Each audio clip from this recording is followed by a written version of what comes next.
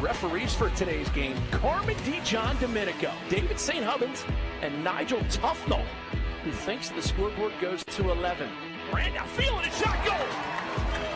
If there's a problem, yo, I'll solve it. Check out the hook while my DJ revolves it.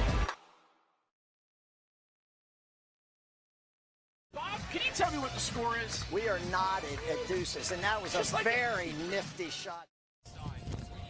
Just waking up in the morning, gotta thank God.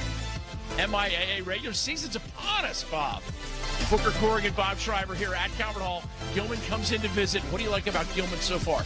They played a really daunting preseason schedule, had a couple really tough games. They lost 2 games up in Pennsylvania to 2 quality teams, Haverford and Malvern, but they've really shown a great deal of improvement over the last couple years. And Calvert Hall, they just one overtime loss. You got to love them.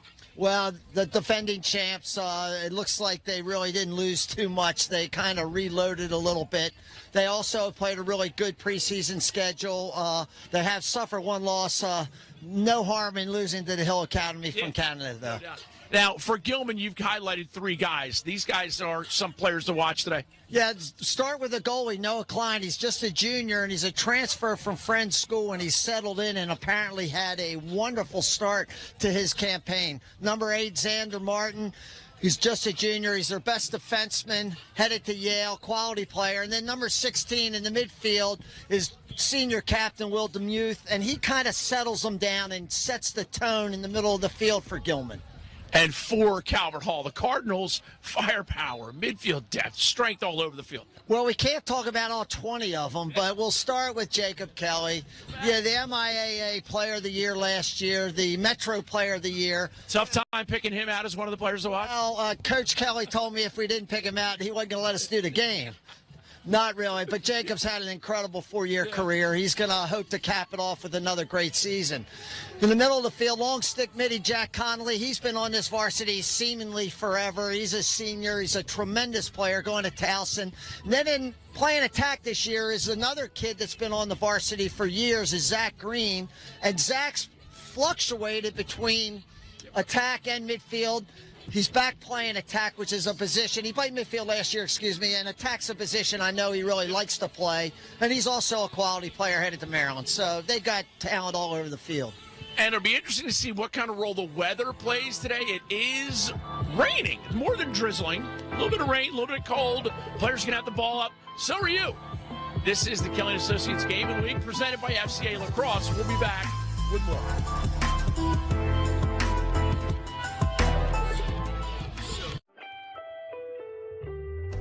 Kelly & Associates Insurance Group and Kelly Payroll helps employers and employees save time, money, and hassle in navigating the intricacies of insurance, benefits, payroll, and workforce challenges. Kelly & Associates Insurance Group and Kelly Payroll is pleased to support CSE TV and the Game of the Week. Visit kellyway.com to put their people, technology, and services to work for you.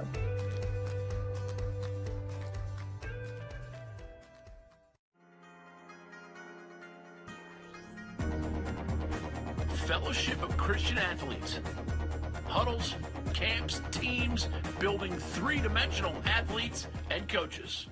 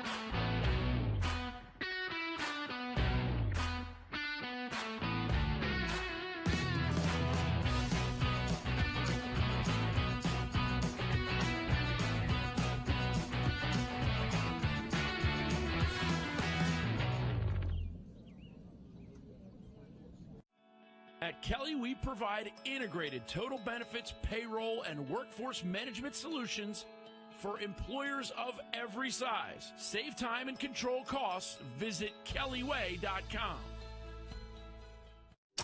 At Toyota, we know the journey is as important as the destination. That's why no detail was overlooked. RAV4 is perfect for your adventures, with plenty of cargo space and available all-wheel drive.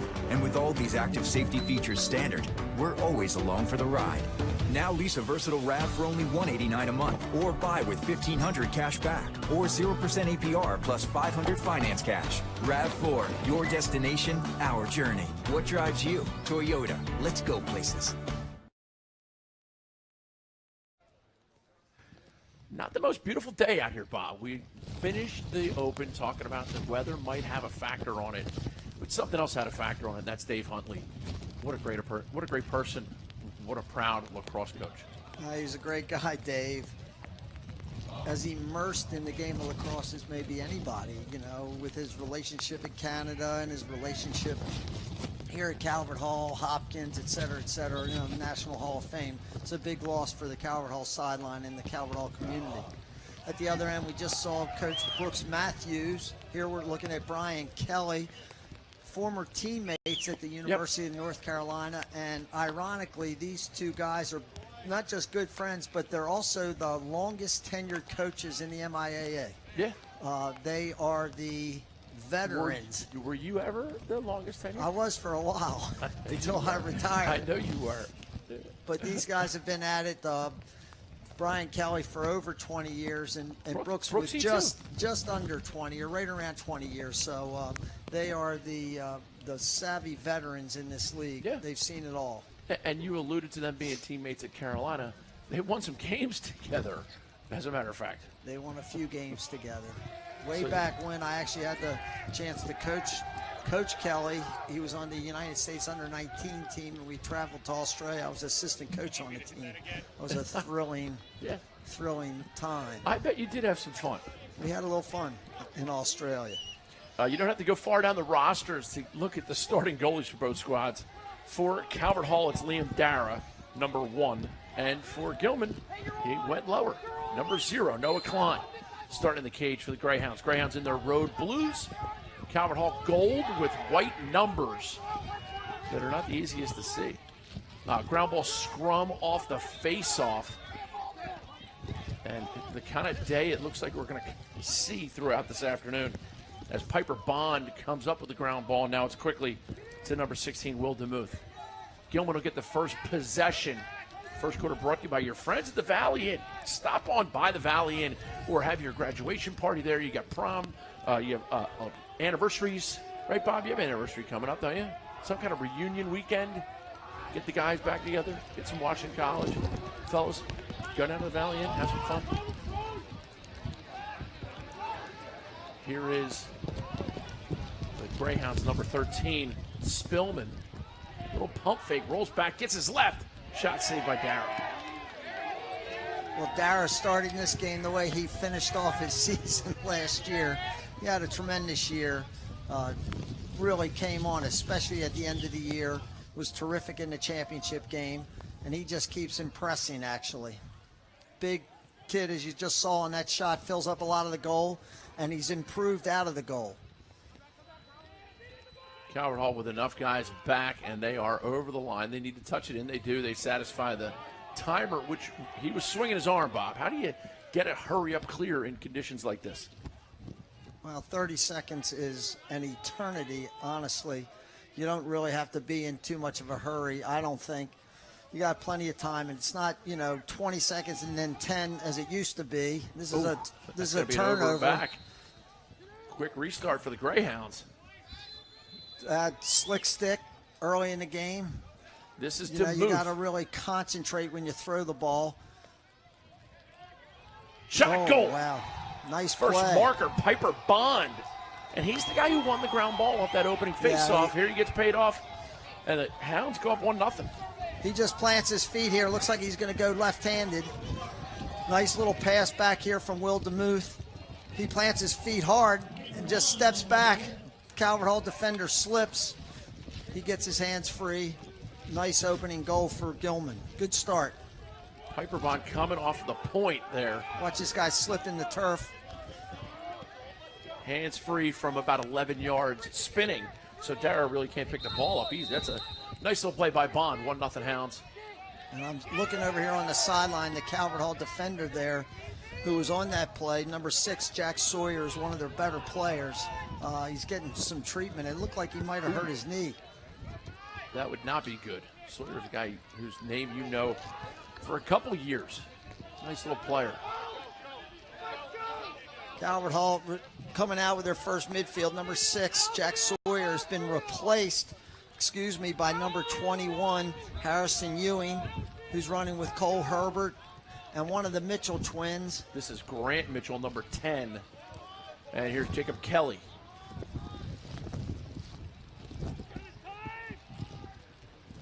Mitchell is a big strapping guy. He's a downhill runner.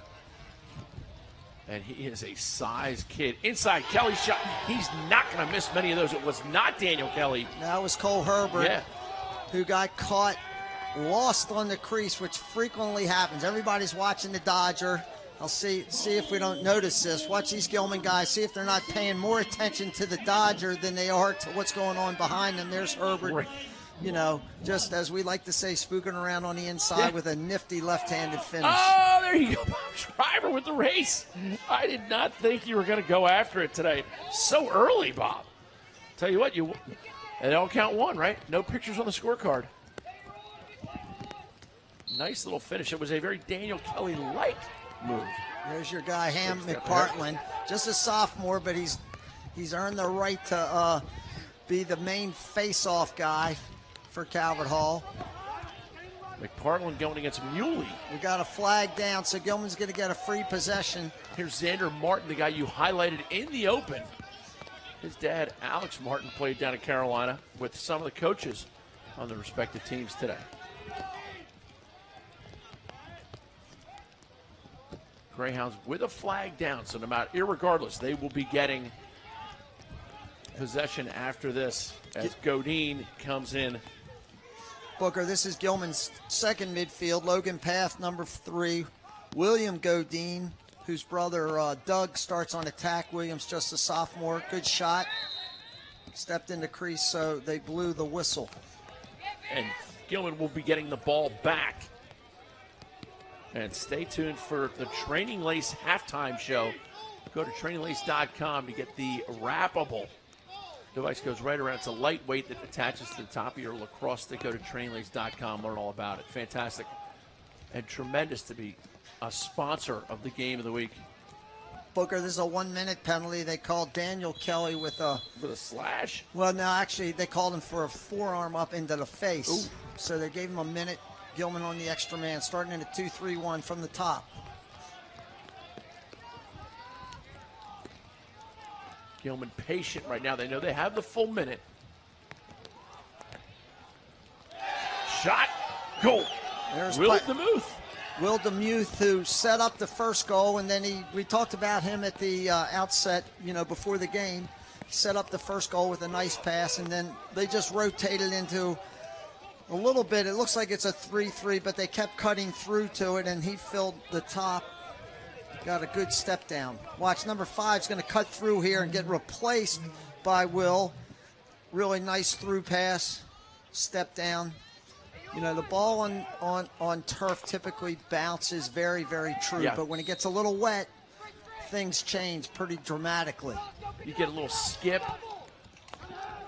Nice ground ball play that time for Gilman's number 6, Teddy McFarland.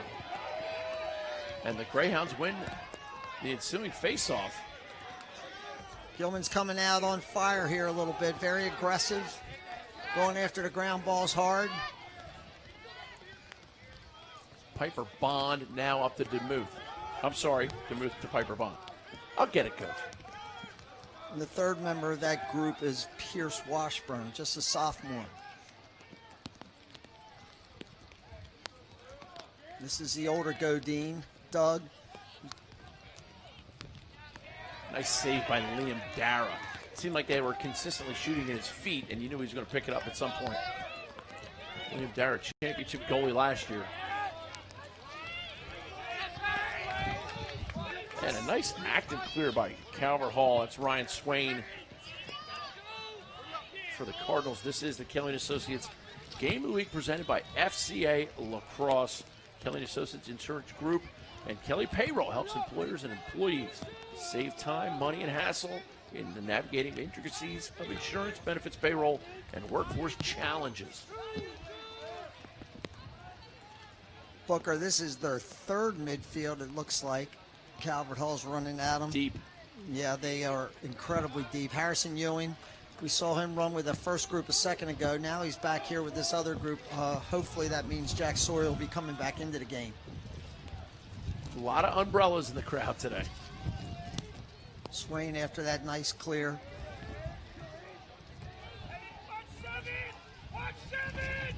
Shot just wide. Calvert Hall content to take that 14th for more of a possession shot.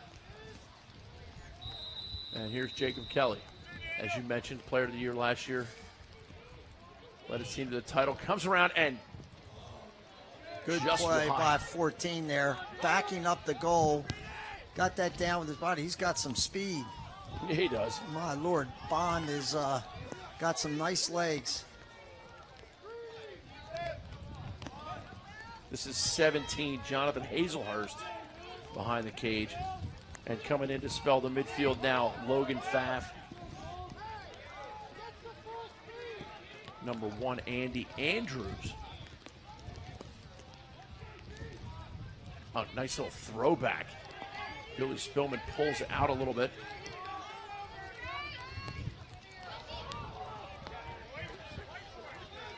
Calvert Hall has some big defenders. Look at how big 35 is.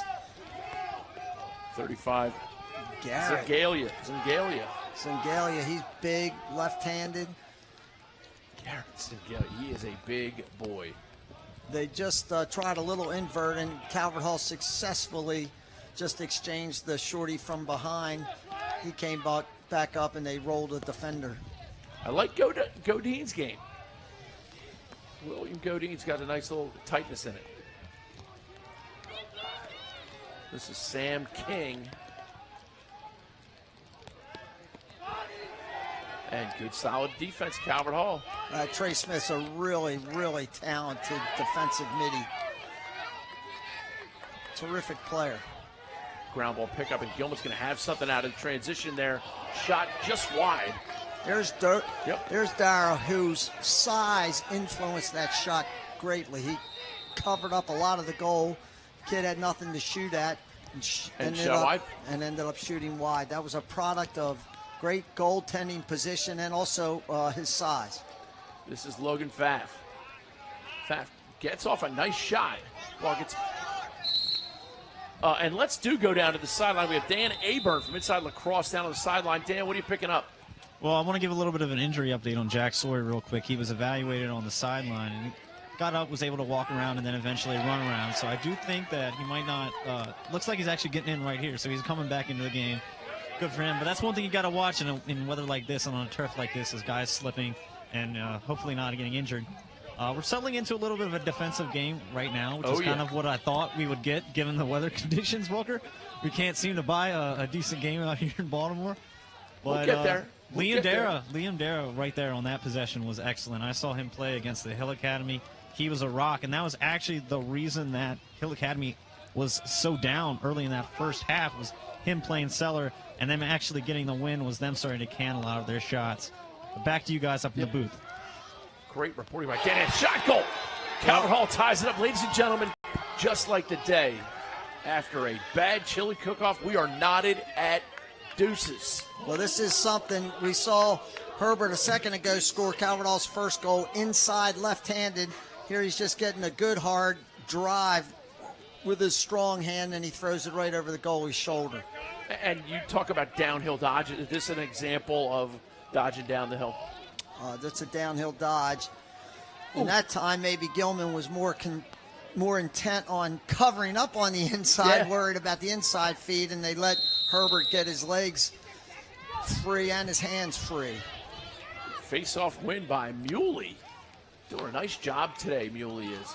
Well, one thing I'd say just from watching so far is Calvert Hall will not concede anything. They're going to play you all over this 110-yard field. They're going to chase you to the sideline. They're going to chase every loose ball down. And That may not have an effect early in the game, but as the game wears on, you're just going to get tired running away from them, trying to get free. And I know that's a huge part of Calvert Hall's game plan. A lot of depth. Gilman possession. Pierce Washburn in on midfield with Demuth. Bond's got some legs, though. He's shown already that he's capable of getting free. And he needs, you're going to need to give him some attention. Billy Spillman now, number 13 for the Hounds, moves it along. And a stick in the passing lane, but it's still going to be Gilman possession as it's knocked out of bounds. First quarter brought to you by your friends at the Valley Inn. And we got a great Training Lace halftime show, The Undeniable, Part 2, for those who've been following along. Tens of thousands of viewers, Bob. There's another one of those big Calvert Hall defensemen. You know, George Walsh he's one of the captains of the team. I think this is his 4th varsity campaign, but he's been a mainstay on the defense for at least the last 3 years. Piper Bond skip pass behind. Now it's already back up. Billy Spillman. Great Abe Lincoln's mullet. Talk about getting your hands free in an instant. Well, I'm really impressed also. Gilman's moving the ball really effectively. A lot of it starts with Demuth and Bond. Nice pass here. And Spillman, there's one thing we do know about him. He has a cannon for a shot, just a sophomore. This is a very nice placement. Look at where this ball goes. Low to high, right to the far corner. He just basically, he overmatched the goalie there. The ball's going too fast. Billy Spillman, not enough O's in straight cash homie to describe that. And a nice face-off win by McPartland. Gets it to Jacob Kelly, a quick strip. Credit Gilman's number 24, Hank Bethel.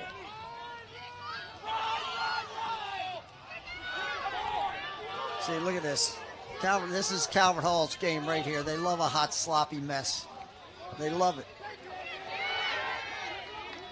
Well, I would say I love a hot, sloppy mess too, but it depends on what kind of biscuits you're serving. Nice check, but he still maintains possession. And the Hall gets it to the able hands of Jacob Kelly. It's a great matchup, Martin against Kelly. 42 seconds left first quarter, brought to you by your friends at Valley Inn. It is a place to go. That Valley Inn patio, fantastic. The Valley Room upstairs for special occasions. And they will accommodate large groups happily. Good right to off see. Falls Road. Here's Herbert going to get this offense started again. Nice pass. Mitchell pulls it across his face. Still possesses, going against the short stick. Oh, low to high! Shake your money maker like somebody about to pay you. Well, we're not hurting for quality shooting No, we're far not. in this game. Hey, Dan Aberg, did you say something about a defensive battle down there, buddy? Yeah, the shooters are out today, man. This is fun. Watch him drop his stick here. Keeps working. Elevates another one right into the far corner. Tremendous play by Mitchell. He and Herbert's gotten bigger. Herbert just a sophomore. I'm looking down on this field. He's almost as big as Mitchell. I know Mitchell's a huge kid. Yeah. They are. They have some size. I know Mike McNelly is out for the season with a torn up knee. He may actually become. Oh, Gilman transition. You need a shot. They didn't realize Spillman probably should have shot that from the point as opposed to throwing the pass down there. 3-3 your score. First quarter in the books. MIAA regular season brought to you by Kelly Associates, presented by FCA Lacrosse.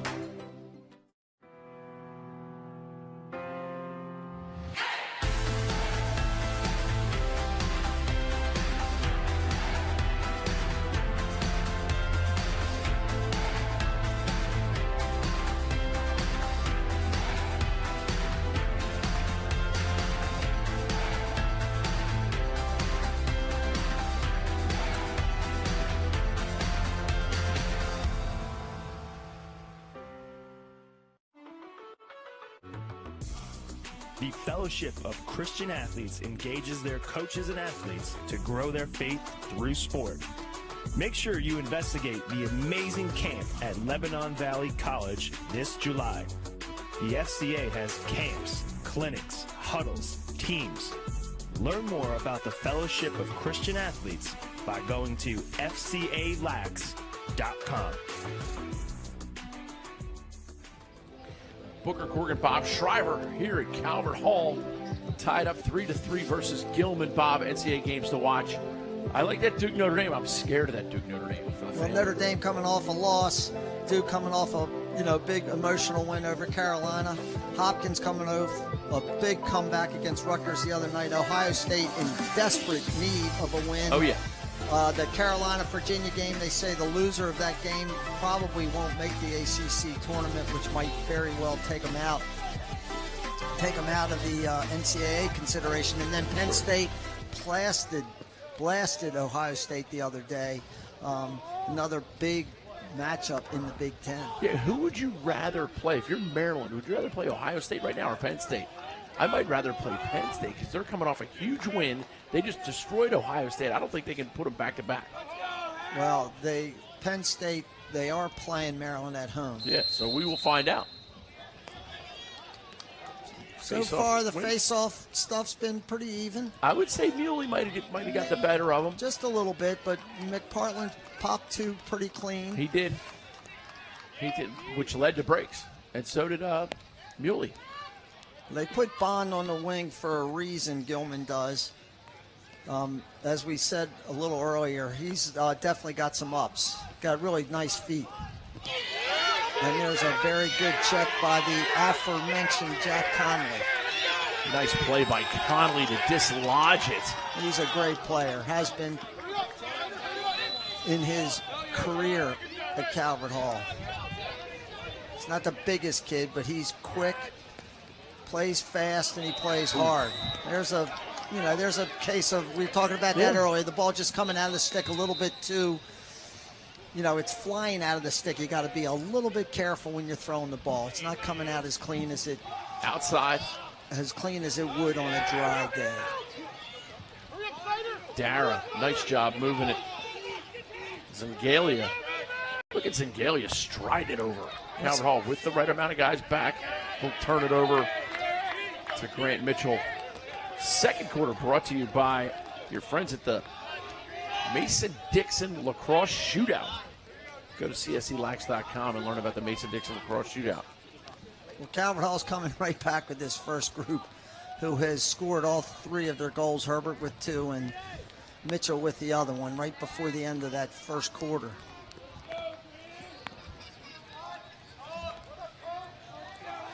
Here's Mitchell. They force him left. Nice little zigzag by Calvert Hall's number 8 or 9. Jacob, was that Cole Bowman? Oh, what a play by Bond. And he's got a man break. up. Yeah, there's that ball that's slipping right out of the stick. Nice backup. Gilman gets a free possession there with that backup. Hazelhurst heads up play. Jonathan Hazelhurst, dad Billy Hazelhurst was a wonderful lacrosse player at Gilman and Johns Hopkins University.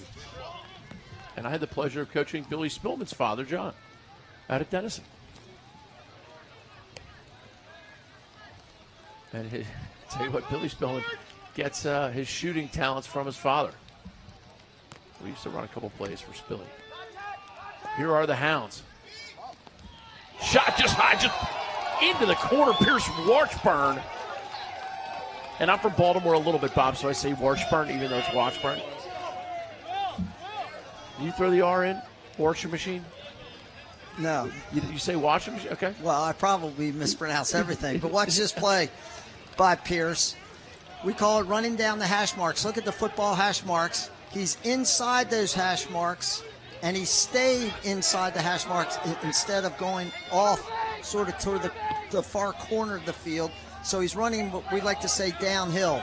A really impressive off-handed, left-handed shot right up into the corner. And running at the end line as opposed to at the sideline.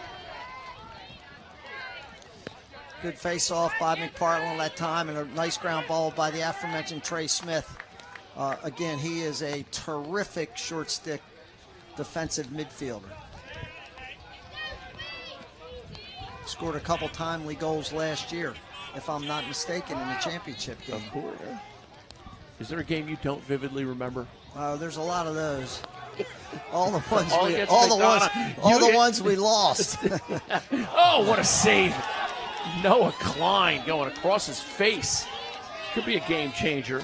This is Cole Brown, who's a defensive midfielder for Gilman, a scrappy player. His dad was a phenomenal athlete at Gilman. Prep Athlete of the Year his senior year at Gilman in 1984.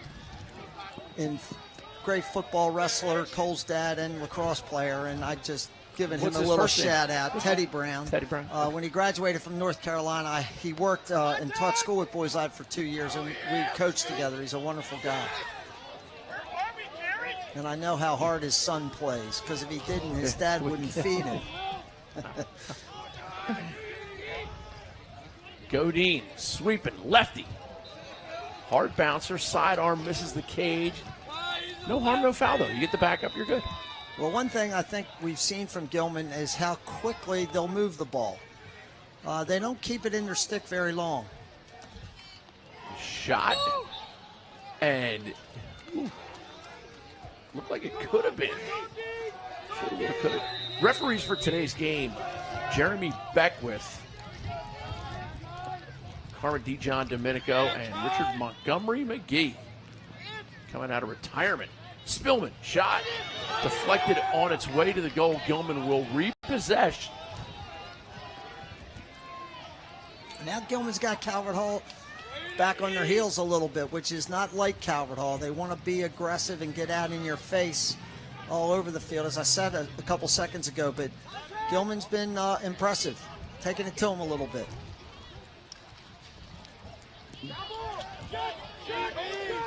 Shot by Gilman's number 4, William Godine. Really nice timeout by Coach Matthews. They've had the possession here most of this quarter. Had a couple quality shots. Timeout.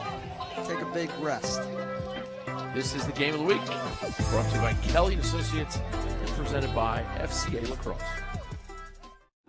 The champions of today inspire the stars of tomorrow over Memorial Day weekend.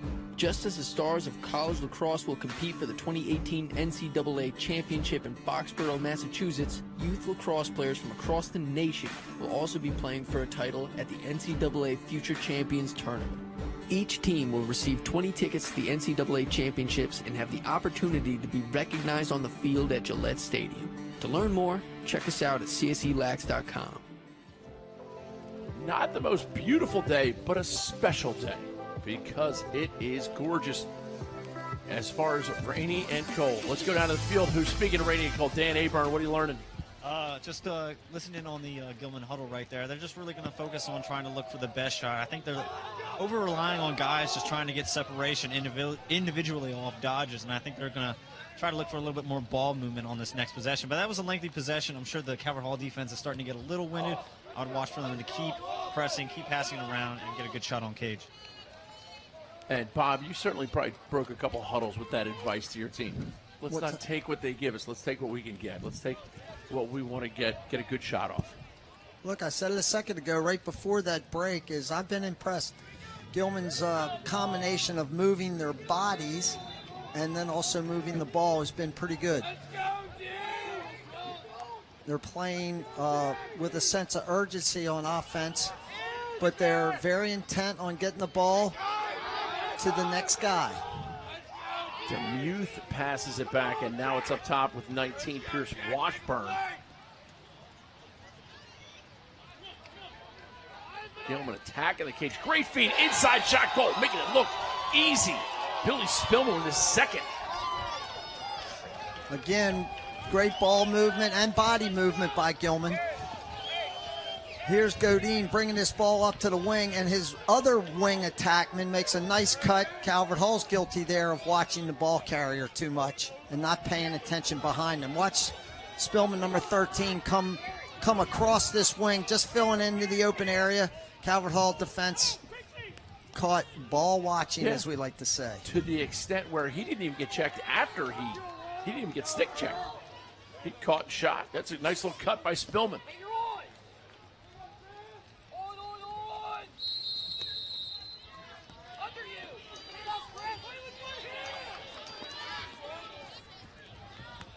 Another face-off win for Gilman.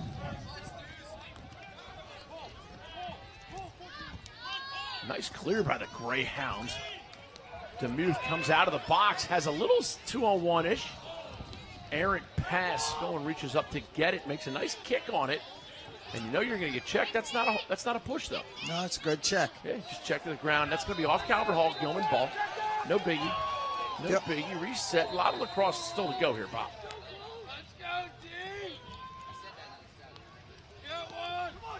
Went to Towson Hockey Bagels a couple times this weekend. Easter weekend. I'm sorry we didn't work together on April Fool's Day, Bob. You and I would have had a lot of fun. No, I'm afraid I would have been fooled one too many times. Did you prank anybody?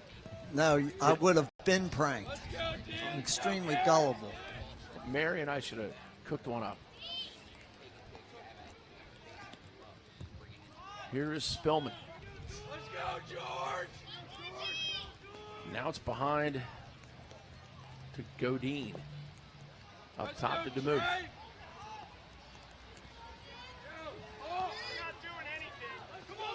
They do spin the ball well. Working in a 2-2-2 offense. Spillman now. Sam King playing some attack. Subbing in for Hazelhurst. Sam King related to the great Smiling Jack King. My coach with the Rough Rider Lacrosse Club. Ooh. And I would say it was a desk pop, Bob, which it looked like, but he got hit just as he released it. We have a shot clock on, Booker. Inside feed shot. What a play. Turn and release. Will DeMuth. We got a flag down. I'm not sure what that's about. I don't know if that's on the celebration. Oh, gee whiz, that would be a shame. I don't know what he was guilty of doing there. Maybe it's on the defender. Who knows? But I definitely saw a referee throw a flag. And it's called an unsportsmanlike penalty, 1 minute, non-releasable. It looked like he was celebrating with his teammates. Maybe he said something. And that's a dead ball foul, so there's no face-off. No face-off. So this is really out of the game. This is a tremendous opportunity for Calvert Hall, who's had absolutely been taken to the woodshed here since the start of the second quarter. It's been all Gilman this quarter.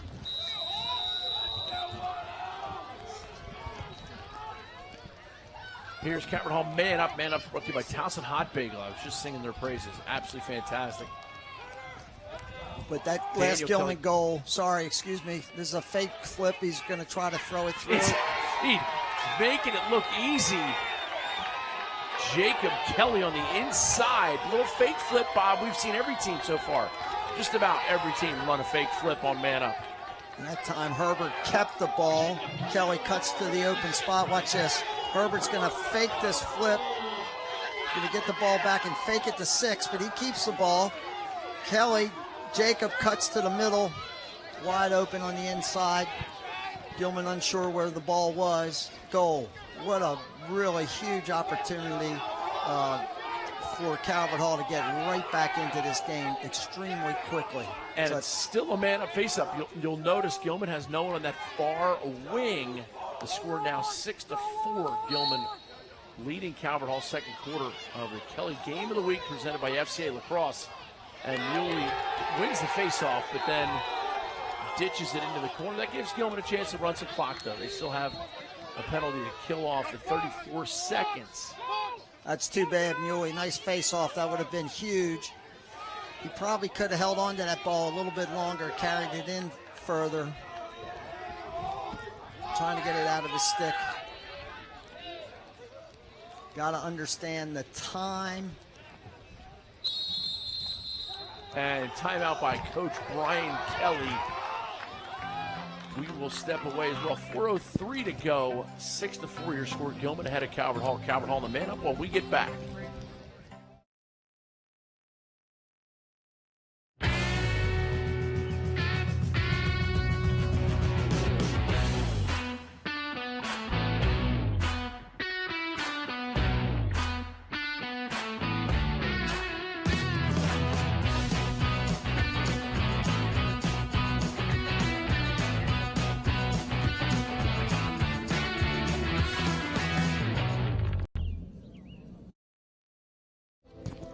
Good look at the Calvert Hall. They're breaking their huddle. Bob, we talked about it a little bit at the beginning of the game. Let's make sure we mention it again before halftime. Dave Huntley lost to this Calvert Hall program. They play the Canadian national anthem in his honor before every home game this year. They really did lose more than just the coach. Oh, he's a friend, more than anything to all these kids. He's a friend to just about anybody in the lacrosse world. He was unbelievably nice and kind to me. Yeah. And I remember when he was Hot Rod Huntley. Here's Calvert Hall. Sorry. Got about 10 more seconds on this.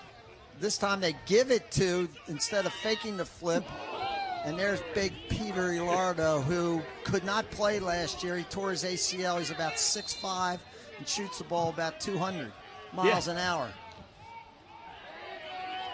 Ilardo with the brace on his left knee. Here's Jacob Kelly.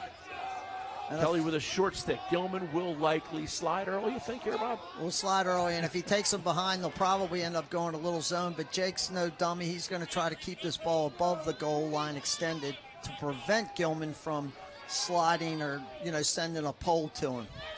Kelly pulls it in, shot just wide. And that was Daniel Kelly. This is a big, strapping kid. Unbelievable size on some of these kids. Cole Herbert, number 48, squares his man off. Wallace Halpert playing defensive long stick there for Gilman. Older brother goes to North Carolina, was a tremendous player at that same position. 22, Zach Green back in on offense at the low right wing spot. Nice defense by Gilman on the dropsy. But Calvert Hall comes away.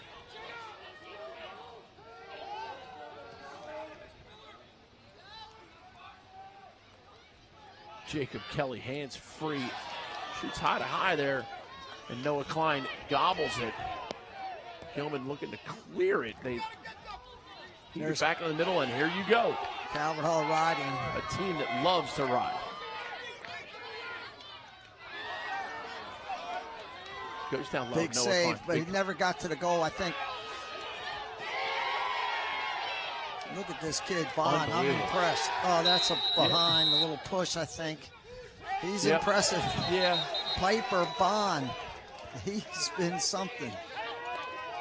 He is a fire plug, to say the least. He's handled the ball in traffic a couple times. That was some serious traffic.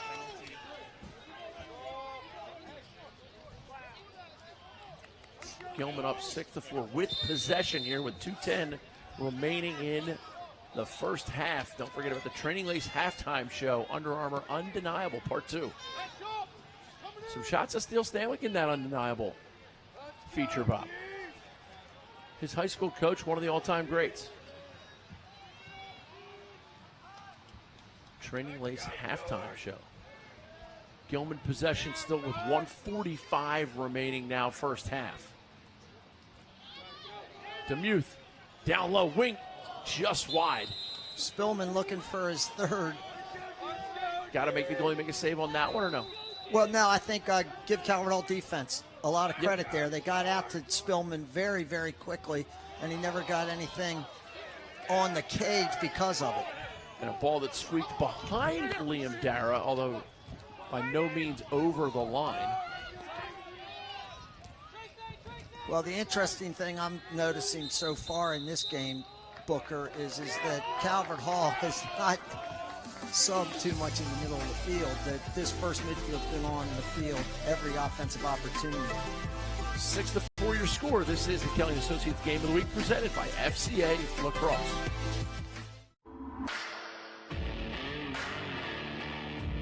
Represent for Rough Rider Nation. The Rough Riders have been on top of the game since 2007. Rough Rider alums continue to shine and won national championships at all levels. Rough Rider teams dominate the countryside in Maryland, Pennsylvania, and now Virginia. Check us out online at roughriderlacrosse.com. It's time to ride and die. 1, 2, 3, ride! Yo, Sean. And there you have your halftime show presented by Training Lace. You didn't come this far just to come this far, go to traininglace.com and learn about how you can get in a great workout. Go to traininglace.com and order yours now. Training Lace is the comfortable, flexible training weight that can be used to build muscle in any sport or fitness activity. Get yours at traininglace.com. Gilman breaking the huddle, 116. You see the scoreboard in the background, 6-4 your score. Booker, we mentioned at the outset, this is the opening day for the MIAA conference. With 11 teams in the league, everybody's got a bye. St. Paul's is a bye today, but I'm looking at some scores. St. Mary's of Annapolis is beating McDonough 4-0. Boys Latin's got a little bit of a lead over St. Joe. And I haven't gotten an update on Loyola, Archbishop Spalding game. Bob Schrader, the Twitter fanatic. What's your Twitter handle, Bob? I don't have one, but I just checking the scores, trying to keep all our fans updated on what's going on around the league. And to our fans, thank you for making us part of your sports viewing day. Zach Green, number 22 for Calvert Hall, settles things. Now it's behind, and now it's on the wing, Daniel Kelly. Jacob Kelly playing crease. Sorry, Booker, but we see Calvert Hall do this a lot. They invert one of their middies. They stick Cole Herbert behind the goal. They did this a lot last year. And he initiates from behind the goal. Gilman's playing a little bit of his zone. Yep. There's Zach Green.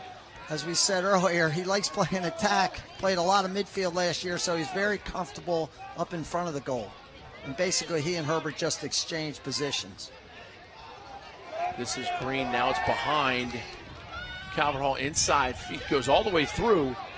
And a penalty. It might be a late hit there. And now we get whistles from all over. Towson Hot Bagels bringing you the man ups, man down this year. Get to Towson Hot Bagels. Not sure what the call is. We haven't seen a referee. Looks like he called a hold. Calvert Hall's going to hold this ball for a second and start second half with the ball. He called a hold on number 8, Xander Martin. So there's 1 second left in this period. Calvert Hall gets another extra man opportunity, and they'll start the second half with the ball and the extra man. Calvert Hall possession. They do not have to move it. They will start the third quarter. Brought to you by Columbia Bank. Can't wait to thank them for all they do. And to Kelly & Associates and FCA Lacrosse for being a part of the game. We've given you free MIAA Lacrosse all spring long. Check out our schedule. Will Friday be at Loyola St. Paul's. The Training Lace halftime show coming up right after this.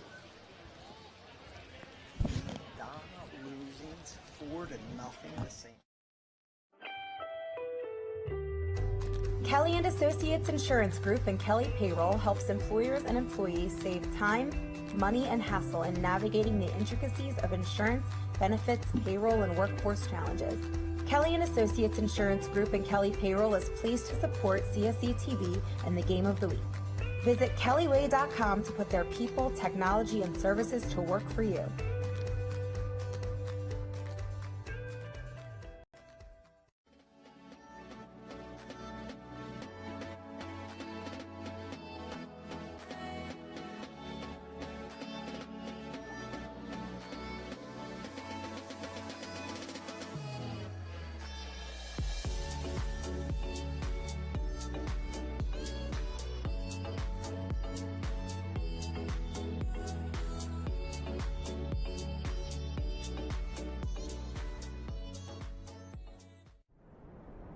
Undeniable, the road to the Under Armour All-America game. No, even though we were out there shooting, putting in the work, we were still always messing around, doing stuff. You know, there was always times where you'd make fun of someone for shooting a certain way, or like when Shaq was younger, he would shoot and it was not going very fast, and we all like would start laughing. And we'd have to be like, you have to stop shooting because we can't get serious right now.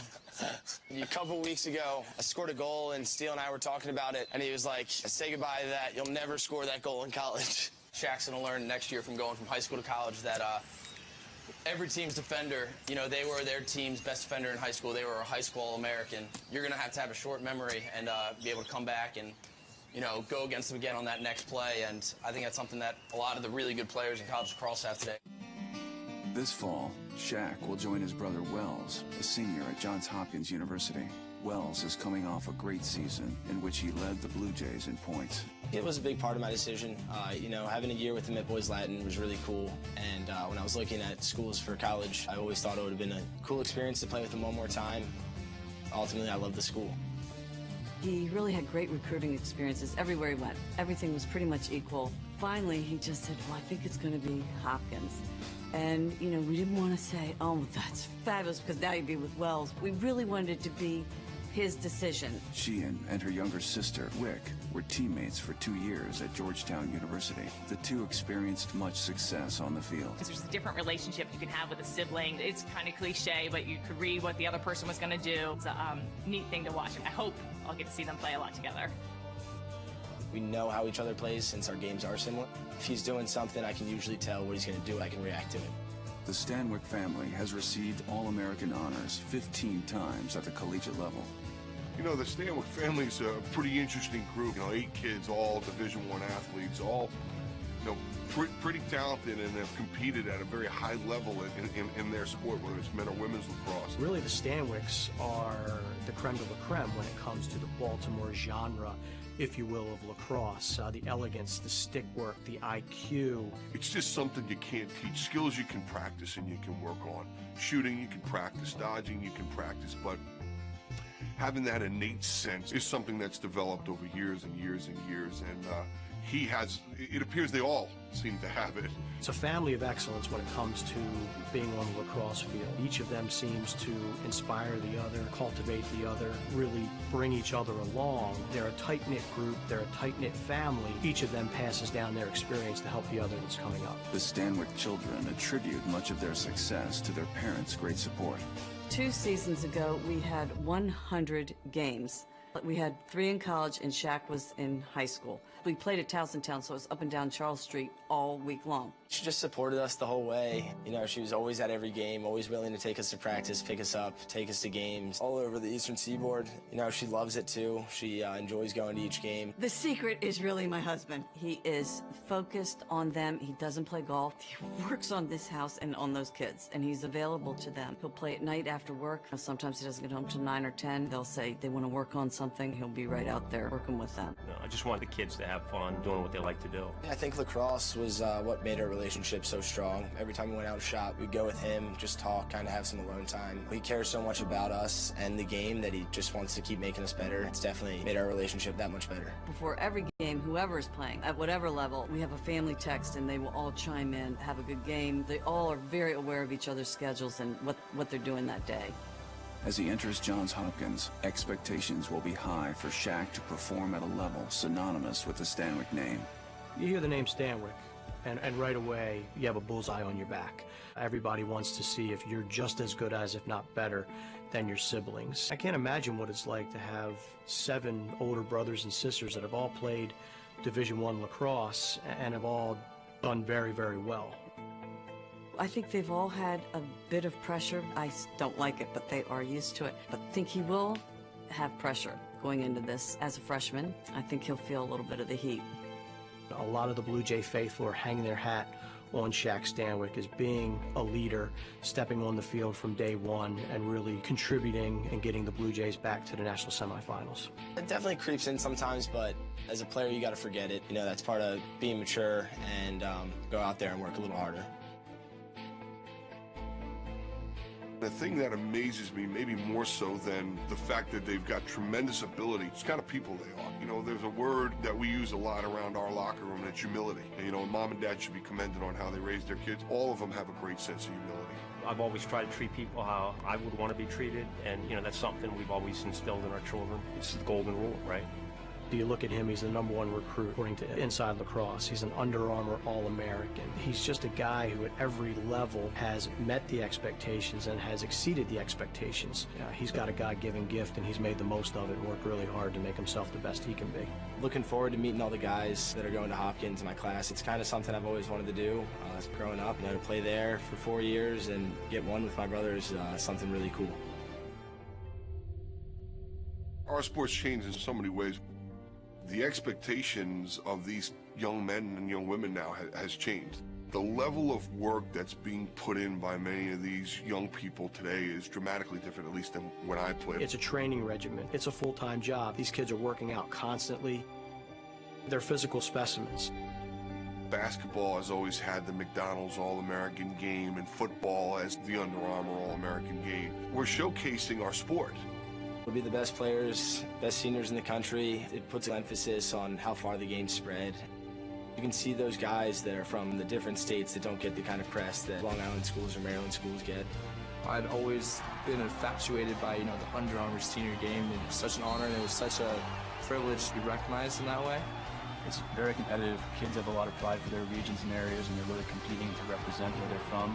I've had the pleasure of calling 7 Under Armour All-American games, and I can tell you it is an event that is second to none. It is a real badge of honor to become an Under Armour All-American. These All-American games give fans a chance to see players that are going to their school. They give fans an opportunity to kind of get a glimpse of what's to be for their team in the future and who's arriving on campus. For me as a coach, I got to tell you, I love the game. It gives me a chance to watch them against the best of the best of the best. Presented by Corrigan Sports Enterprises. Events from conception to fruition.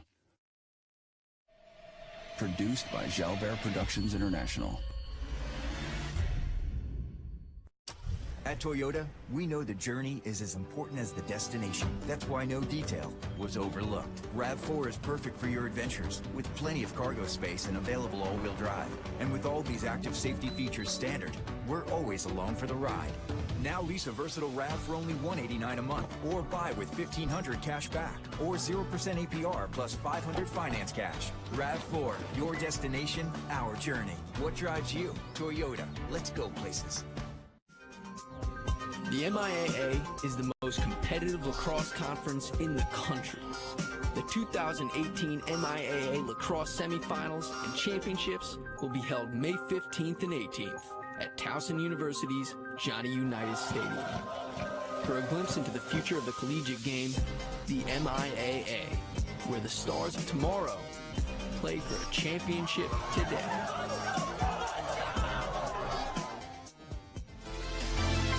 Halftime here in the Calvert Hall Gilman game. Gilman up 6-4 right now. Just like the rug ties the room together, halftime highlights and replays and stats tie the show together.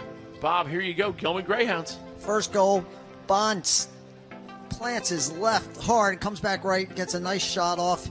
Here's Mitchell going to find Herbert on the inside with a nice left-handed goal. Spooking around on the inside. Gilman, great ball movement on an extra man. They throw the ball through to Will Demuth, who steps down from about 12. Here's Herbert on a beautiful right-handed hard run by.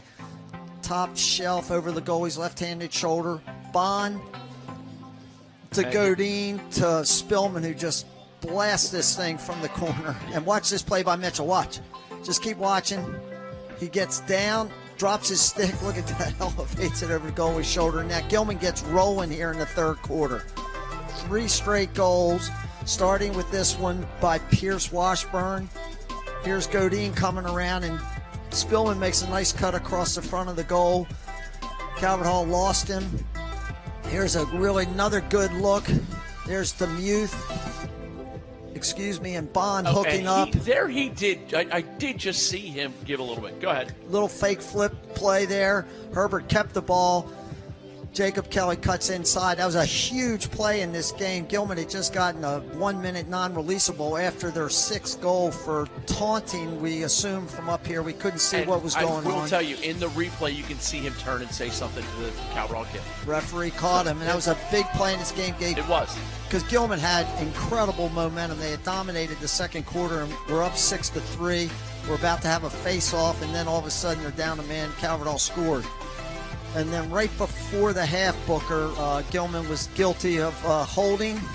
Calvert Hall's going to start this half, extra man. Gilman winning the ground ball battle, which doesn't happen very often, and the face-off battle. But the ground ball battle rarely happens when you're playing Calvert Hall because they typically are all over it. The rest of the stats are pretty even, face-offs and ground balls. both teams. Towson Hot Bagels, EMO, doing a nice job. That is Training Lace halftime. Go to traininglace.com to order yours now. Training Lace is the comfortable, flexible training weight that can be used to build muscle in any sport or fitness activity. Get yours at traininglace.com. Booker, on the 2 extra mans we've seen Calvert Hall run so far, they've tried. The first one, they were successful. They had a little fake flip play. Cole Herbert looked to flip it to Sawyer. He kept the ball and then threw it to Jacob Kelly. On the last one, he did flip the ball to Sawyer. He threw it down to the left-hand corner where Peter Ilardo, this monster, is about to get the ball. Had a wonderful shot at the goal. He just shot it over the goal. And Peter Ilardo is at the bottom of the screen, right for our viewers in that corner. The referee's going to hand him the ball. And he's 4 inches bigger than the referee that just handed him the ball. Calvert Hall's going to start in a 1-4-1, and they'll rotate out of it. There's Daniel Kelly rotating out, and they're in a little bit of a offset 3-3, we call it. Nice defense by Gilman. They call it a penalty. I'm not sure what happened there. Looks like Gilman gets called for a late hit. They're going to be in the penalty box for a minute. Calvert Hall could have been called right there for retaliating to the Gilman guy. Let's see what happens here. I don't know. I didn't see much, and I was looking in there. Oh, that's interesting. Yeah, that's an interesting call. Toyota, the official car of MIAA Lacrosse. What drives you? Shop Toyota for legendary safety and reliability. Toyota, let's go places. Bob, let's you and I go places. End of the season, we'll get an RV. We'll just hit the countryside. Oh, it's a 2-minute non-releasable against number 14, it looks like. Nope, sorry, number 9 for Gilman. 2-minute non-releasable. We didn't see an infraction. It looked like a non-releasable play there, and it's 2 minutes. Well, Calvert Hall has got a great opportunity here to get very, very, very much back into this game. Big Shot play. Saved by Noah Klein. And I am going to invite Casey Vach from 3D Rising into the booth. Great to have these special guests as Calvert Hall gets a quick, easy, cheapie. Go ahead, Bob. Tell us. That's a great ride. Before we lose you. It's a good ride here by Calvert Hall. They were actually 2-man up when they first got when Gilman first got this ball. So Calvert Hall was 2-man up. Gilman didn't handle this real well. Nice play by Klein there. Big save. He gets the ball back, and I'm not sure what he's looking at. He's got to take that ball to the other side of the field. You don't, rarely do you have much success bringing it right back where it came from, because that's where all the defenders are. Klein should have thrown that ball back to the other side of the goal. A lot of action to start this third quarter of the Game of the Week. It's a Kelly & Associates Game of the Week presented by FCA Lacrosse. Casey Vach now joining us. Now, I want to ask our viewers to bear with me, because, Casey, you and I are going to talk a little bit. You can see what's going on the game. Casey, you've seen how many high school teams play so far? 50? About more than 50 right More than 50 high school teams. Let's talk about the growth of the game and the expansion of lacrosse. I think that the big thing to realize with the growth of high school lacrosse is that's where the parity is really coming from at the NCAA level. As you go from state to state around the country and you look at some of the best programs, but then you look deeper down, you know, at the 5 to 10 to 15 range in some of these states like Texas, California, Washington, Oregon, Colorado, you're able to find depth of talent that maybe wasn't there, 10, 20 years ago. And so everybody talks about how college is where you see all the parity, but really I think the exciting story is happening at the high school level, because so many good players are emerging at different programs. A shot, goal. Thank you very much. Not at the table, Carlos. Third goal of the game for Cole Herbert.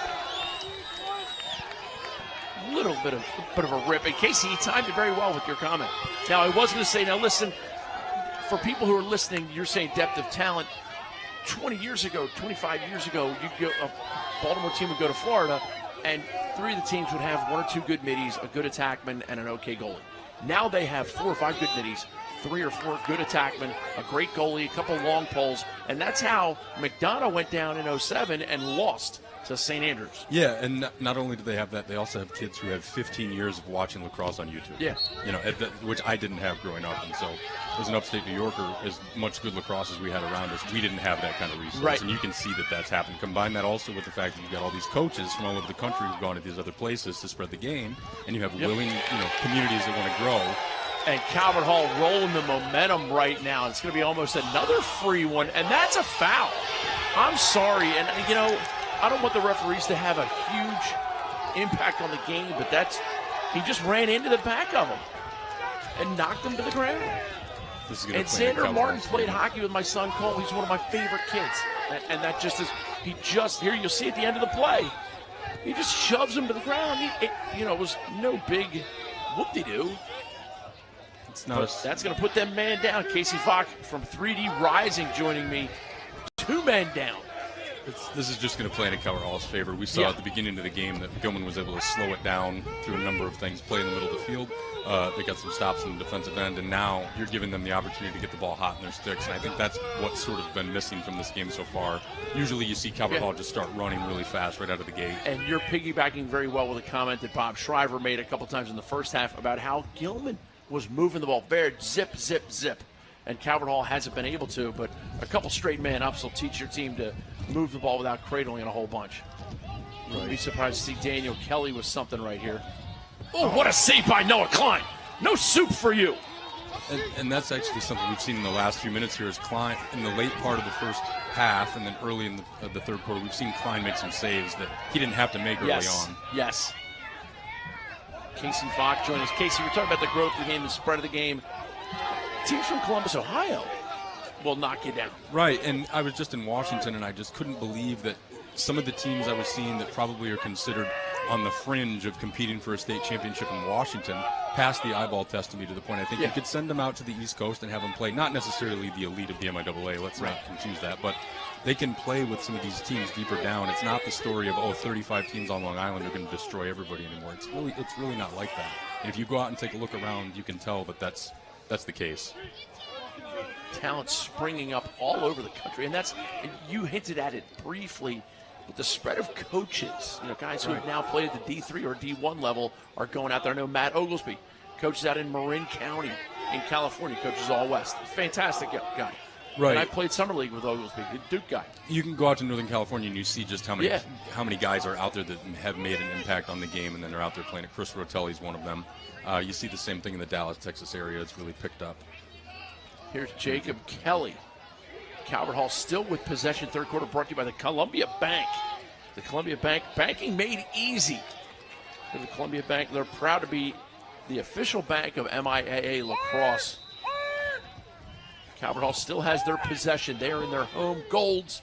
Gilman Road blue tops, white shorts, Booker Corrigan. Casey Vock from 3D Rising joining us now in the booth. And there's your picture on the screen, Case. That's hideous. Dashing. That's hideous. Dashing.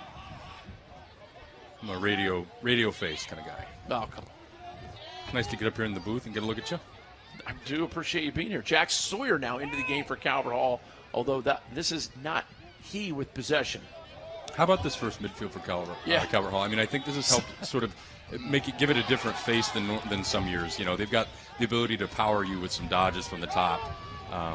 Typically, it's a basketball-style offense, but we were talking to Coach Kelly beforehand, and he acknowledged that this is a little bit more of a downhill dodging-type offense for them. Gilman possession for the first time in a while. Shot saved, Dara. Shot that time by Jonathan Hazelhurst of Gilman. A long looping pass by the Cardinals with 7:18 to go here, third quarter. And here's transition, and Noah Klein just lunging in front of the ball right now. And he's feeling it. And I think he's feeling it as a result of the shots that they've been able to sort of let them take that he can make saves on. I think that works against Calvert Hall. The momentum's changed a little bit, but right now he's sort of working in a different direction against their momentum by heating up a little bit here. And I see some fans putting their umbrellas away. Rain might be letting up. We are in the comforts of the nice press box here. Thank you so much to our friends at Calvert Hall for making it possible for us to be here. And, of course, Invicta. Casey, final thoughts on the growth of the game? Well, I mean, don't let me confuse it. I still look forward to coming back to things like the New York State Championship, the MIAA Championships. As much Pennsylvania State Championship. Right, New Jersey this year. I'm going to try to get a look. As much as the game has grown, you still have to pay respect to the teams that really are setting the way, sort of defining the landscape of lacrosse. And so you look at like the Calvert Academy the Calvert Academies of the world, IMG, the Hill Academy. I mean, they still really set the bar. But it's through those guys and through those teams that are willing to get around and play these national schedules that I think is what's helping these teams with their depth. More teams that were willing to play St. Ignatius Prep helped all the teams that they're playing. So it works out that way. It carries out in waves. Sure. And it does. It spirals out, and then they play better. Backdoor cut by Jacob Kelly. Filthy. Taco Bell filthy. And don't look at the shot. Look at the cut and the little play that he and his brother have on this left wing. We're going to say goodbye to Casey Vaught. Casey, thanks so much for the time. Thanks for spending by. Booker, thanks for having me. Awesome. We're going to get this replay queued up. A little cat and mouse game with the Kelly boys. Bob, that's just the shot. I need the pass before that. Here's Daniel Kelly, and the backdoor cut. The Gilman defender is 7 yards from him. Well, he was way out of position. I'm very surprised. It was a pass fake by Daniel. After watching Calvert Hall play a lot, that the Kelly brothers are pretty adept at finding each other. You got to pay attention. You just can't leave Jacob alone or, take your eye off him. And he was trying to not leave him alone, but he took his eye off him. And he made him pay by like a 6-yard gap. And Daniel Kelly also played the fake pass pretty well, too. The momentum is clearly swung from the moment Gilman went up 6-3 and they got that unsportsmanlike conduct penalty. They've been in the penalty box numerous times since then, and they gave Calvert Hall a great opportunity to get back in this game, essentially because of penalties. Which you hate to see, but you also have to play by the rules. Have to play by the rules. And Calvert Hall, this is Herbert.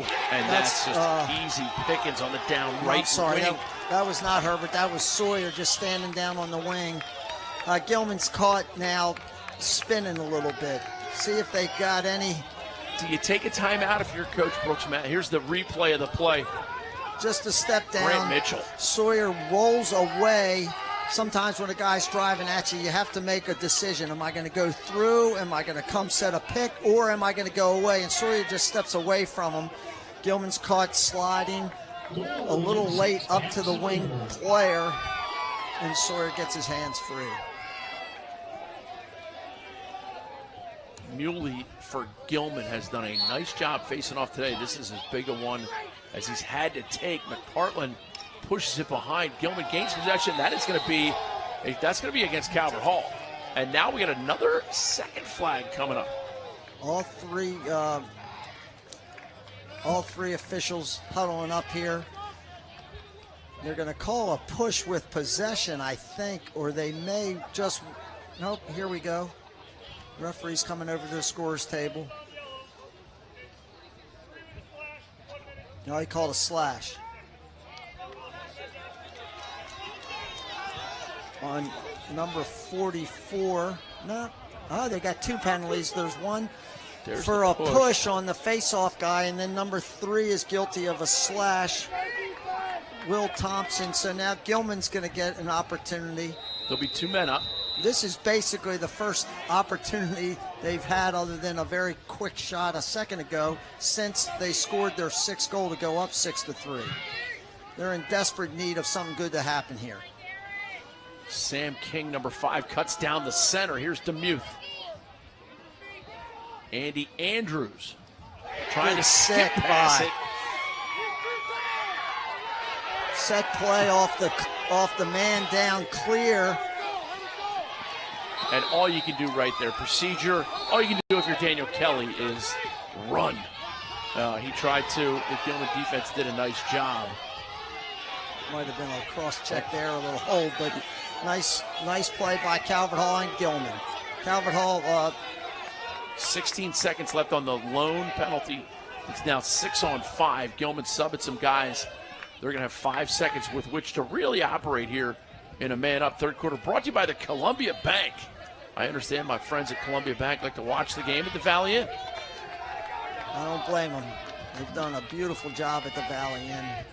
It used to be, we used to think it was old folks. A little old folks. Oh, no, that's not fair. No, not old folks. Because I'm old. Yeah, and it certainly isn't now. Teddy Bauer and his group have done a beautiful job fixing it up, updating everything. It's really, really attractive inside. If you haven't been to it since it reopened, you've never been, because it is totally different. Different clientele, the whole thing. Here's DeMuth. DeMuth chased away from the goal.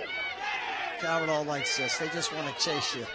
Talked about that early in the first quarter, how much they like to do it, and then Gilman handled it really well and had a 6-3 lead, and I'll go back to the penalty, just took everything away from them. And this game, the intensity has picked up. Calvert Hall up 8-6. Ball in and out of the stick. And we're going to get it over and back. Here's Daniel Kelly ready to go. Ready to go. Now he gives it to Jake Kelly. Bounce pass across. They got a 2-on-1 on the backside. Shot, goal. That is a big one. She's a beauty, that number 9. There's Trey Smith, short stick defensive midi. He's unlike a lot of them who want to get off the field. Trey Smith likes to stay on the field. We talked about it earlier. He's a capable offensive player. Calvert Hall does a great job getting this ball away from anybody. Smith just gets a little bit of a 2-on-1. Blasted. Trey Smith with the goal. Acceleration from the midfield line. That's absolutely crucial for a team to be able to stifle that. If you're Gilman, how do you get the wheels back on the car, Bob? Well, you need the possession and you need a good shot and a goal.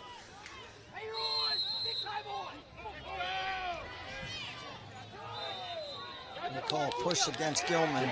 Calvert Hall with all of the momentum. That was a good play by McFarland, the Calvert Hall face-off guy. He just fought Muley for the ball, got in position, and they called a push. Calvert Hall settles behind. Calvert Hall smelling some blood in the water, I think. They can go on runs. They've been on a long run, right? Consecutive goals. It was 6-3 at one point, so Calvert Hall's reeled off 6 straight unanswered. Here's Kelly against Martin. Martin, good position the whole way. Kelly, outside roll.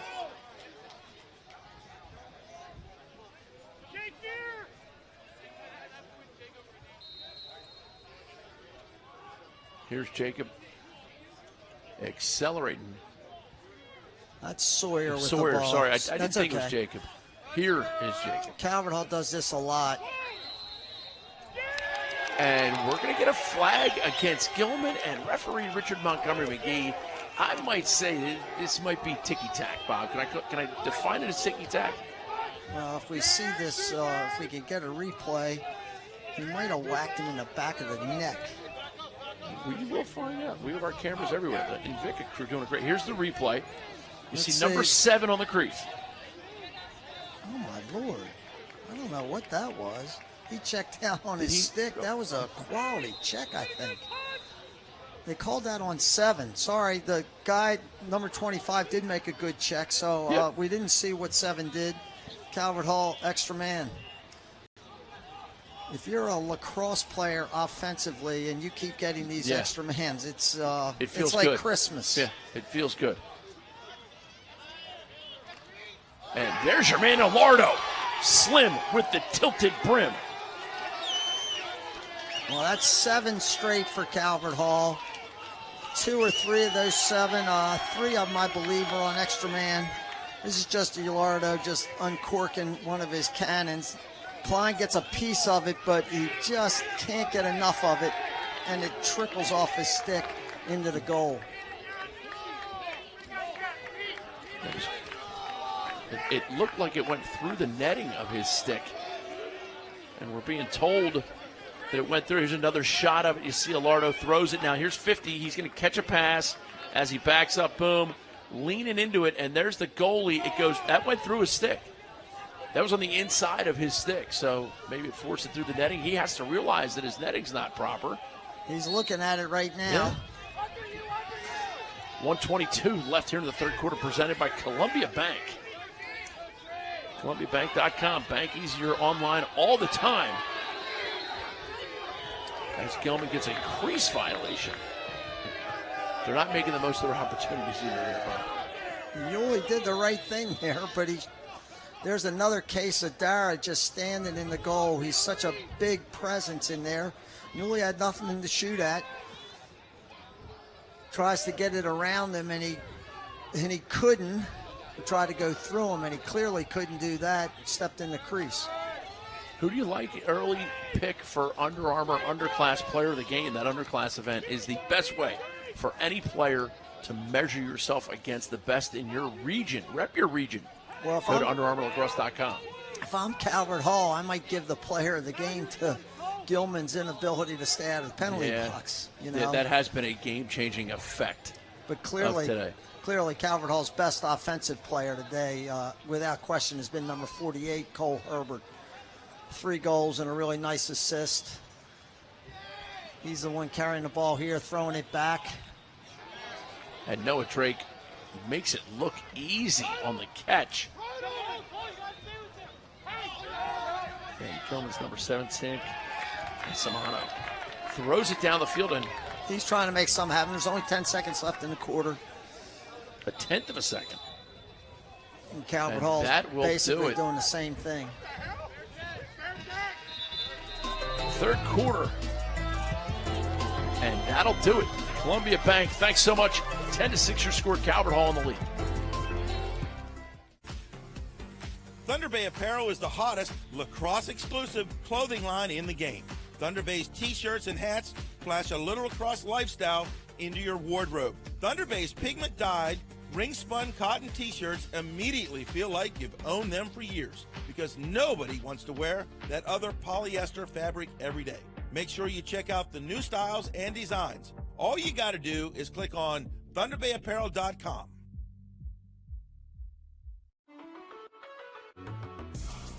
The Fellowship of Christian Athletes engages their coaches and athletes to grow their faith through sport. Make sure you investigate the amazing camp at Lebanon Valley College this July. The FCA has camps, clinics, huddles, teams. Learn more about the Fellowship of Christian Athletes by going to fcalax.com.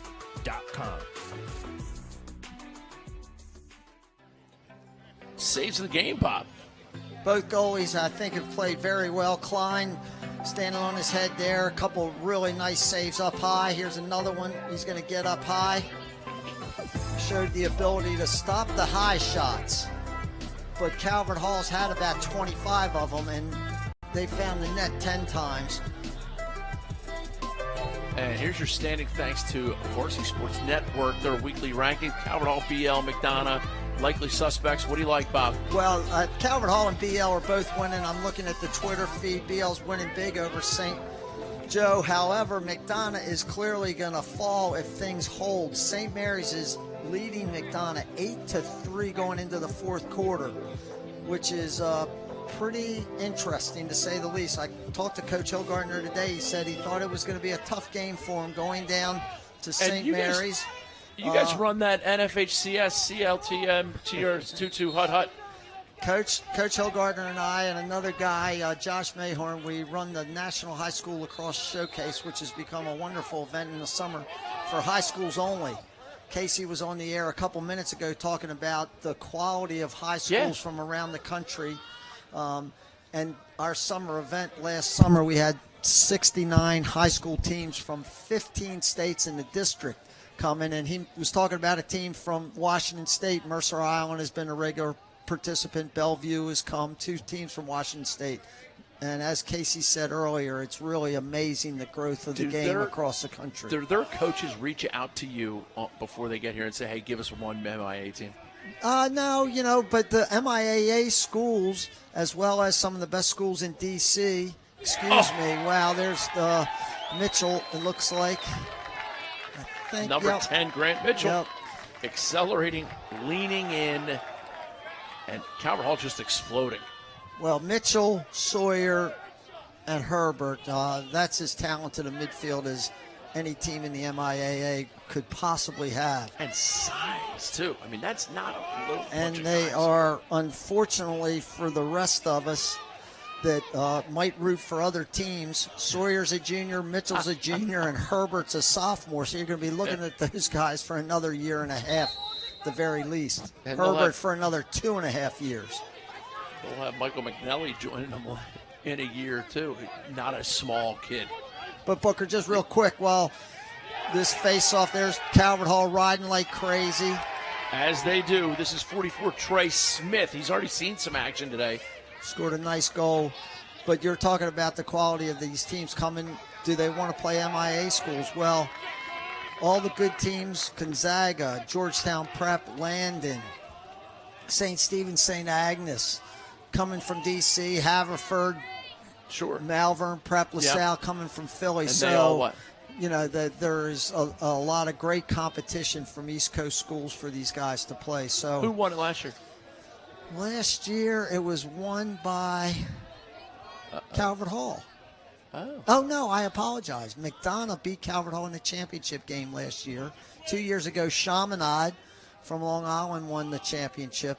But it's not so much about winning a title as it is about trying to match teams that would never get a chance to play each other. Calvert Hall back on offense, fourth quarter of every game of the week, brought to you by Durham Capital. Thrilled to have them on board, and this is going to be Gilman possession. Xander Martin making a nice play, winning the race to the end line. But thank you to our friends at Durham Capital for helping us get this game onto your computer screens. And thank you for making us part of your sports viewing day. Gilman and their Road Blues, Calvert Hall home gold. Booker Corrigan and Bob Shriver bringing in some call.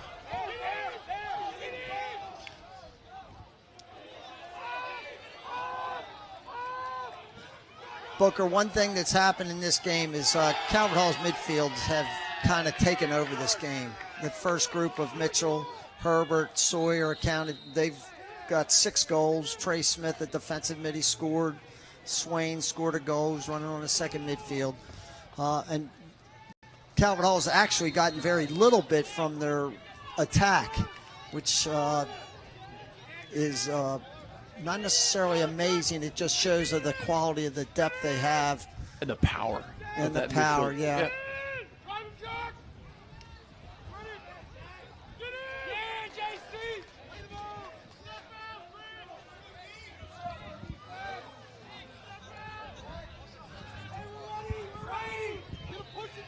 And let's get down to the sidelines, talk to Dan Aburn. Dan, what are you seeing, brother?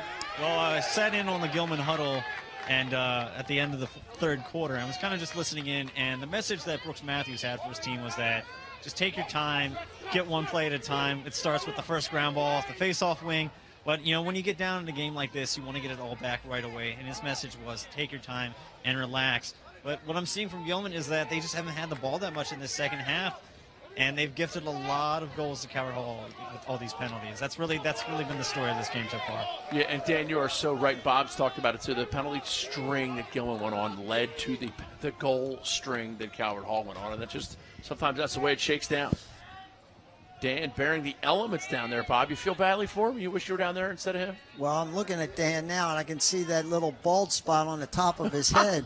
So he doesn't. Welcome to the club, Dan. Welcome. So the good news is Dan's not hiding under his umbrella, which means it stopped raining. Okay. Yeah, that is fair. I tell you, here, this is trouble. Oh, shot wide. Klein stood his ground there. Noah Klein, goaltender for Gilman, has played exceptionally well. Yeah, in my opinion, he's played very well. We can belabor this till the cows come in, but it was 6-3 Gilman, and Calvert Hall has now outscored them 8-0 in the last 2 quarters. And this is going to be an over. And oh no, if he pokes it, he did not poke it well. A poor poking.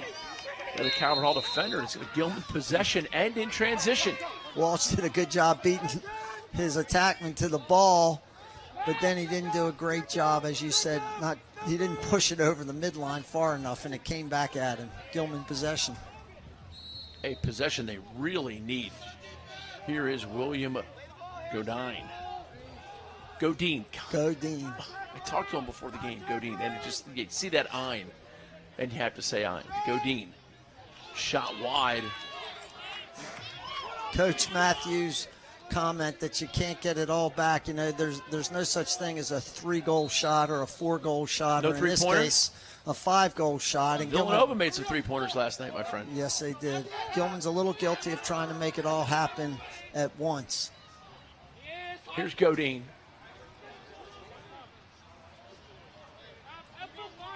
.650 remaining. Time for Gilman to take the lid off the goal. Oof, that was, it looked like they could have made one up. Shot goal, and there you have it. Ask and you shall receive. Douglas Godine. Good possession by Gilman. Again, back to what got him that nice 6-3 lead was really good ball movement and body movement. This is no different. Godine's teammates do a nice job of clearing some space for him. Look, and he we gets talked about pick. this early. The pick comes, and he shoots before the pick. Right as he's getting to it, the defenders are kind of getting to prepare for it. Yeah, and he was isolated on a short stick, not a long stick that he's been had to contend with all game.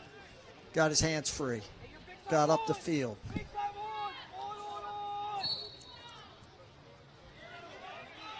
Muley. He has taken the bulk of the face-off wins today. Oh. And another flag. Flags everywhere. I don't know how you can't. 35, I think they're going to get a push, and then maybe in the head. I'm not sure if they saw 35 get a piece of that guy's helmet. Right here. That doesn't tickle. He did not tickle him. And it should have been, I don't know why they blew the whistle, quite honestly, but you never make a mistake from up here, Bob. The irony here is that they called this penalty on 44. They never called 35 for that penalty up in the kid's face. In hockey, they'd be looking for blood to take it from a 2 to a 4, right? Yeah. NHL playoffs coming up, which means you Cap fans can get ready to be disappointed once again. Although in '98, the Caps did go to the Stanley Cup Finals. Greyhounds Man Up. Man Up's brought to you by Towson Hot Bagel.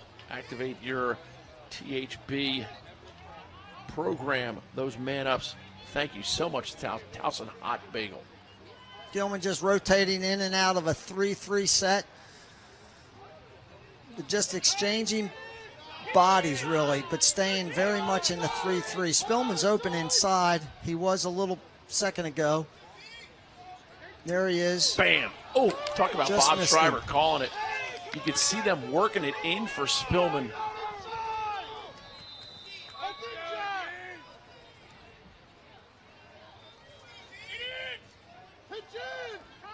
Yep. They're just rotating bodies in and out of a 3-3 set, trying to get Calvert Hall a little bit on a swivel here. A lot of skip passes as well. Liam Nice Garrett goes save. downstairs to gobble that. And Calvert Hall now charged with the clear with 5:20 left, fourth quarter.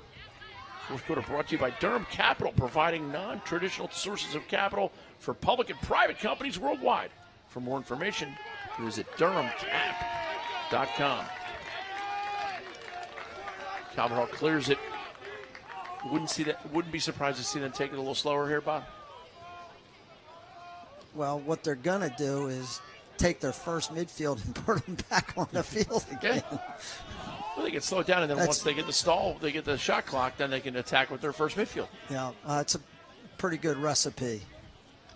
Teams are going to have to figure out that play Calvert Hall. They're going to have to figure out how to match up with this first midfield. The short stick, one of the other attackmen, and put two poles up on the midfield. All three of these guys are very, very capable players, can get to the goal. Powerful shots. It's pretty lethal. Long looping pass across the field. Shot fired just wide. Cole Herbert. I want to say Hebert. Cole Hebert. The NHL playoffs so close. Fourth quarter brought to you by Durham Capital. This is the Kelly & Associates Game of the Week presented by FCA Lacrosse. Bob, Under Armour, underclass. You've been involved with that Baltimore team a little bit. You've coached in the senior game, right? One of the best event of its kind for lacrosse. Fair to say? Terrific. Absolutely. Seeing back to Casey's comment a couple minutes ago, the quality of the players from all over the country showing up. That's not a great play. Good catch. Great catch and another nice little tight pass. I would say nifty, but that ball was moving about 60 miles an hour when he caught it. Another timeout by Gilman. Timeout. Gilman. Calvert Hall leads 11-7. Booker Corrigan and Bob Shriver. We'll be back right after a quick break. The MIAA is the most competitive lacrosse conference in the country. The 2018 MIAA Lacrosse Semifinals and Championships will be held May 15th and 18th at Towson University's Johnny Unitas Stadium. For a glimpse into the future of the collegiate game, the MIAA, where the stars of tomorrow play for a championship today.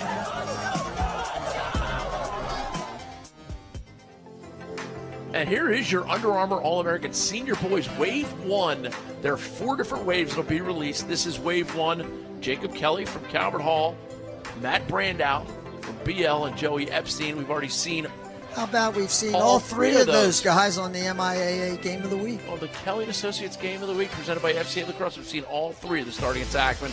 Then some guys from out of town over there in the midfield. Wilson Stevenson from Brunswick in Connecticut has a terrific team apparently this year. They beat Landon a couple weeks ago by 10 goals or 7 or 8 or 9 goals or something, but a significant game for them. And a nice shot of Coach Kelly chatting things over with Coach Tori Casemeyer. Excuse me. Booker, it looks like the game down at Annapolis is going to go final. St. Mary's with less than a minute left winning by 4 goals, 9-5. How about that? And Boys Latin has 15 goals against St. Joe. And just a costly turnover right there for the Gilman Greyhounds. And we have not gotten the updates. I apologize on the Severn John Carroll game or What on the about Loyola Spalding game. Corrigan, the Loyola Spalding game. I think that game was gonna might been evening or a 6 o'clock. Oh, they game. like to do those lights. Yes, they do. Good ride by Gilman. Now they get an opportunity to score a little bit of an unsettled goal. Good recovery, Calvert Hall. It was. Calvert Hall recovered well there. Here's Spillman pushing it behind. Gilman threw a little 10-man ride on Calvert Hall just then. They were not prepared for it. Turn the ball over. Get a chance to see if they can't put back-to-back goals together.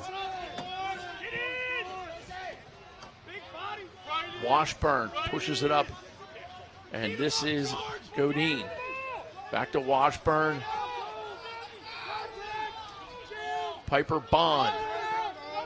Bond had some goals in the first quarter. Across the field to Spillman. Spillman, power dodge. Goes to the 5-hole. Dara closes. Calvert Hall recovers. Good defense. Spillman was just pushed and pushed and pushed till he really had no chance at scoring a goal. Dara doing a great job covering up on the near pipe. And we are going to have a post-game interview with Cole Herbert as our Under Armour player of the game. Dan Aburn will be taking care of that. And here he is going for a little bit of a jog. Just killing time. Just killing some time. They're going to get warned very quickly here. Herbert, 3 goals and 1 assist today. He's had a quality game.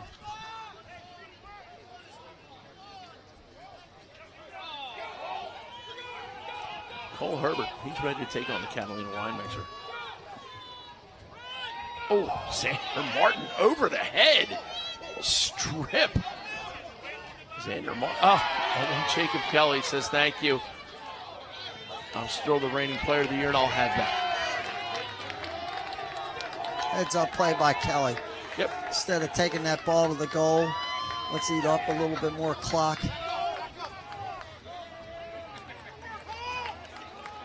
Again, your player, the Under Armour Underclass Tryout Player of the Game, Cole Herbert, number 48 for Calvert Hall. 3 goals, 1 assist, and his assist was as nice as any of his goals, Bob. Yes, it was. And he scored with the ball with two. One really beautiful dodge, and then he showed the ability to score without the ball on a nice cut on the inside. And a textbook mom goal right there. Left-handed. Zach Green whips it into the back of the cage, and all the moms went nuts. And Herbert's third goal was off an extra man where he just got a winged shot, step down cannon. And that'll do it. 8-7-6. Quality game. Calvert It's too bad Gilman spent so much time in the penalty box. I think we would have been in for a thriller had they not been down a man for that stretch of about one quarter at the middle to the end of the second quarter, well into the third quarter, where they spent a good deal of time in the penalty box. For our fantastic crew of Invicta, and of course for Bob Shriver on Poker Corgan, reminding you only have one shot at today. Don't go anywhere. Dan Aburn, when we come back, we'll have your Under Armour Underclass Player of the Game, Cole Herbert. If you haven't gone to UnderArmourLacrosse.com, register now. I'm Poker Corgan saying so long for today.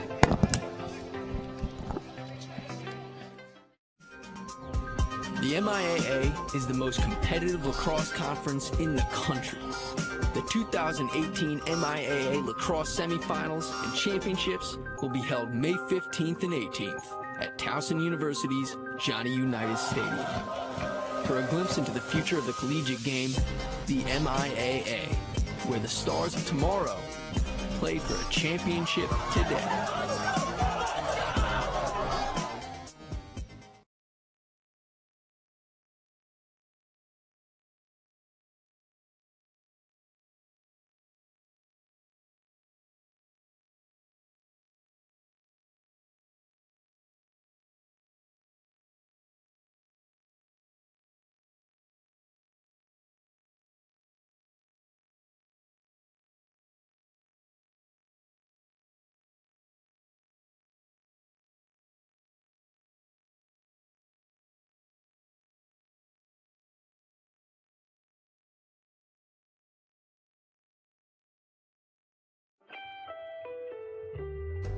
Kelly & Associates Insurance Group and Kelly Payroll helps employers and employees save time, money, and hassle in navigating the intricacies of insurance, benefits, payroll, and workforce challenges.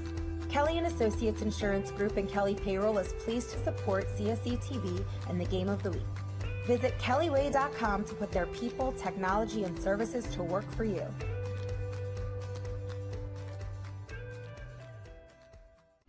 Great news! Corrigan Sports Enterprises and Inside Lacrosse are pleased to announce that registration is open for coaches to nominate their most deserving seniors to be Under Armour All-Americans. Underclass tryout registration is also open, and we've added a new region, the Connecticut-New York region. For information and to register, grad years from 2019 to 2022 need to go to UnderArmourLacrosse.com. Thunder Bay Apparel is the hottest lacrosse-exclusive clothing line in the game. Thunder Bay's t-shirts and hats flash a little lacrosse lifestyle into your wardrobe. Thunder Bay's pigment-dyed, ring-spun cotton t-shirts immediately feel like you've owned them for years because nobody wants to wear that other polyester fabric every day. Make sure you check out the new styles and designs. All you got to do is click on ThunderBayApparel.com. The Under Armour tryouts remain the premier recruiting event of the summer for high school players looking to be seen by college coaches at every level. Step up and measure yourself against the best players in your region. Register at UnderArmourLacrosse.com. The Summer Rumble is headed back to Richmond June 9th and 10th, and we are now a U.S. Lacrosse National Qualifier and sanctioned event. The Rumble brings together a wealth of top talent from the best club programs at the amazing River City Sportsplex with their 12 lighted turf fields. As a U.S. Lacrosse sanctioned event, you can expect the highest quality tournament regarding operations, safety, and experience. Go to CSELax.com for information and to register now. Under Armour Underclass Player of the Game, Cole Herbert. You guys just came away with a big victory, first in the MIAA this season. You guys were down early in this game, but you guys gradually got back to it, started getting a lot better looks, shooting a little bit better against a really hot goalie. What was key to that turnaround? Well, our coaches prepared us really well for the game, but We came out slow, and we went into halftime. We knew what we had to do to come out faster, and we just executed what we practiced. And your guys' first midfield today was excellent. You and Grant Murphy in particular. How is that chemistry coming along for you guys? We're great together. We were on the same midfield line last year, so we got a couple years of experience, and it'll only get better from here. First MIAA victory in the books. What do you guys have to improve on before you hit the rest of this big slate? I think we have to improve on just our team chemistry, defense talking more, and just shutting down the other team's attackmen. Just we'll be good though. Well, congratulations, Cole, and I'll let you rejoin your team real quick. Thanks, guys, for all watching out there, and tune back in on Friday. We've got another broadcast coming your way. Thanks for watching today, though.